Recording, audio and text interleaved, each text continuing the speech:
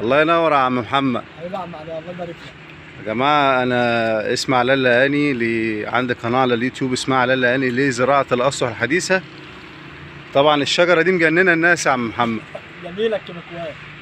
جميله الكيميكوات بأمانة. الشجره دي يا جماعه والله انا جايبها من عنده. طبعا الناس هتقول له برضه لازم نذكره الموضوع ده. الناس هتقول لك احنا عايزين الشجره زي دي بالظبط.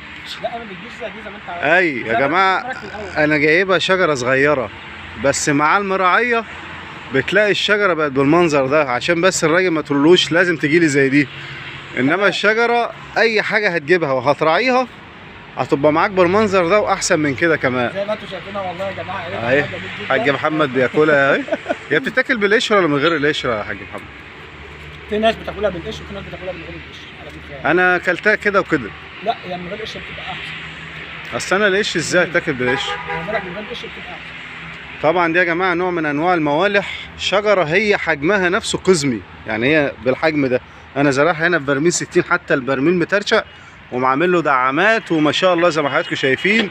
الشجره مليانه ثمر زي ما حضراتكم شايفين. دي بقى لها كده انا شاريها منك من 3 سنين كده يا حاج محمد. بالظبط. دي بقى لها 3 سنين. كل سنه يا جماعه بتدي ثمر اكتر من السنه اللي قبلها.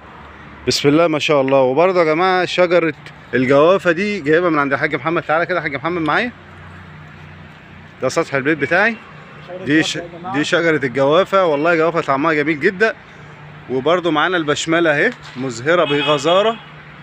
برضه ده شجر الراجل المحترم ده يا جماعه.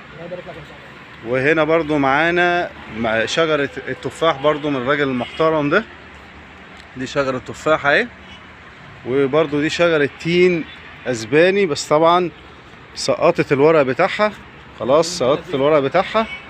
وهنا معانا شجره الليمون البلدي. دي بقى لو دخلت قناه اسمها قناه علاء اللقاني لزراعه الاسطح هتشوفوا كميه ثمار ما شفتوهاش على شجره قبل كده. دي كمان ايه خلاص يعني خلصت الثمر اللي فيها ما شاء الله تبارك الله.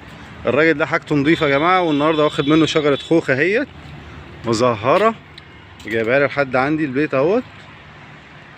والراجل ده والله يا جماعه بيقف مع الناس وبيطلع لحد السطح بتاعك وممكن يزرع لك كمان. بس احنا اتفضل يا حاج محمد. العود قديم اهو. اللي يدي عود زرع لحد، اللي يدي عود زرع لحد بالذات فاكهه يا جماعه يدوا له قديم اهو. قديم كبير زي كده اهو. اي دي لو جديد هيطلع في ايدي كده وزعلان من الصفيحه. ما شاء الله والله. يحاول يدوا له مطعم مطعومه الشجره مطعومه. يحاول يدوا له مطعوم.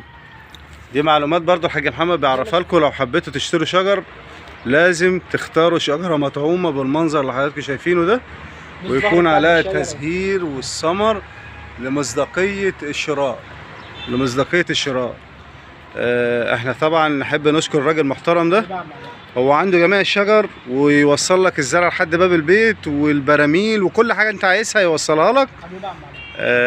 اخوكم علاء اللقاني لزراعه الاسطح الحديثه. دي اسم قناتي على اليوتيوب. عايز حاجه يا حاج محمد؟ حبيبي يا باشا. السلام عليكم.